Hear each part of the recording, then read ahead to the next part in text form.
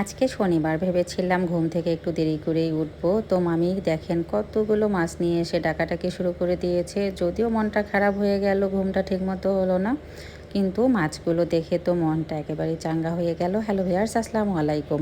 কেমন আছেন আপনারা সবাই? আপনাদের এলাকায় কি বৃষ্টি হচ্ছে? অবশ্যই জানাবেন। আমাদের এলাকায় যে দেখেন কত বৃষ্টির পানি চারপাশে আর মাছ। সবাই গ্রামে অনেক মাছ ধরতেছে আর বিক্রি করতেছে। তো মাঝে মাঝে মনে হয় যে অনেক ছোট মাছ নিয়ে রাখি, কিন্তু এত ছোট মাছ নিয়ে কেটে বেছে রাখার মতো সময় সুযোগ একেবারে হয়ে ওঠে না, কারণ অল্প একটু মাছ কাটতে বাঁচতেই অবস্থা খারাপ হয়ে যায়, যেহেতু অভ্যাস নেই। আর বাসায় কিন্তু আমার অনেক কাজ, আমার শ্বশুর বাড়িতে কাজের কোনো শেষ নেই, শাখা পোশাখা অনেক। এই যে দেখেন মামি সকালবেলা মাছ দিয়ে গেছে, আবার দুপুরবেলা হাঁস নিয়ে আসছে। মানে আমার সঙ্গে ওনার ভালোই ব্যবসা শুরু হয়েছে। তো ফ্রোজেন রুটিগুলো বানানোই ছিল, গতকাল রাত্রে বানিয়ে রেখেছিলাম, আর আজকে সকালবেলা ঝটপট হচ্ছে ওগুলোই তো ভেজে দিলাম। তার সঙ্গে ডিম ভাজি, চা বানিয়ে খেয়ে নিলাম। আর দুপুরবেলার জন্য হচ্ছে আমি রান্নাবান্না করতেছি, তার সঙ্গে রাতেরও। আর মোর্শেদা আপা আর মামিকে ডেকেছি, দুইজন মিলেই হচ্ছে মাছগুলো কাটাবাছা করে দিল, আর আমি এই পাশে রান্নাঘরের কাজ সামলাচ্ছিলাম। এই ড্রামওয়ালা চাষা বাইরে এসে ডাকাডাকি শুরু করে দিয়েছে। গতকালকে একটা ড্রাম নিয়েছি আর বলেছিলাম যে আমি আরও 3টা ড্রাম নেব। তো আজকেই দেখেন সকালবেলা উনি চলে আসছে 11টার মধ্যেই। আমার রান্না শেষ হয়নি, দেখেন উনি আসছে। তো এদিকে হচ্ছে গিয়ে আবার 3টা ড্রাম নিয়ে নিলাম। আগে নিয়েছি একটা, মোট 5টা ড্রাম হলো। এগুলোতে হচ্ছে গুঁড়া রাখবো, খুদি রাখবো, চাল রাখবো, আর পরে যখন সুপারি হবে তখন কিন্তু সুপারিও রাখা যাবে।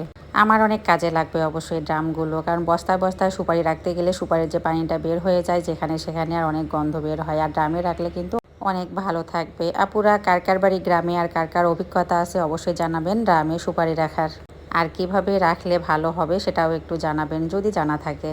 এখনই একটা বড় ধরনের দুর্ঘটনা ঘটে যেত আমার সঙ্গে। এই যে দেখেন আমি পুঁটি মাছ ভাজতেছিলাম, ভর্তা বানাবো। এই মাছগুলো হালকা একটু নরম নরম মনে হয়েছিল, তাই এগুলো আলাদাভাবে ভেজে হচ্ছে ভর্তা করতেছি।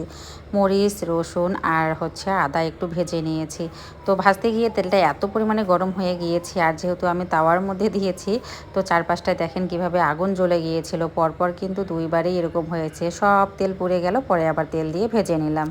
এই প্রথম কিন্তু আমি পুঁটি মাছ ভর্তা করলাম। এর আগে হচ্ছে টাকি মাছ ভর্তা খেয়েছি, বড় মাছেরও ভর্তা খেয়েছি, বাট পুঁটি মাছ ভর্তাটা এত খেতে সুস্বাদু হয়েছিল, যেহেতু টাটকা ছিল আমি ভেবেছিলাম ভালো লাগবে না, কাটা কাটা হবে হয়তো বা, কিন্তু মোর্শেদ আপা অনেক সুন্দর করে হচ্ছে একেবারে মিহি করে ভর্তাটা করে দিয়েছে, খুবই ভালো লেগেছে খেতে।